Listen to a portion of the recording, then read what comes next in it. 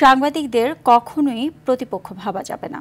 তাদের কাছে যত তথ্য উন্মুক্ত করা হবে তত জনগণের কাছে সরকারের কাজের আস্থা বাড়বে বলে মন্তব্য করেছেন প্রধান উপদেষ্টার বিশেষ সহকারী মনির হায়দার।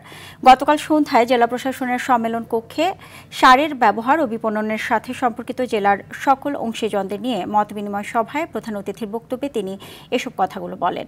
এ সময় তিনি আরও বলেন, সারা দেশের কৃষকদের নিয়ে একটি ডাটাবেস তৈরি করা হবে। আইসিটি মন্ত্রণালয়ের সাথে কথা বলে সে প্রক্রিয়া দ্রুত শুরু করা হবে।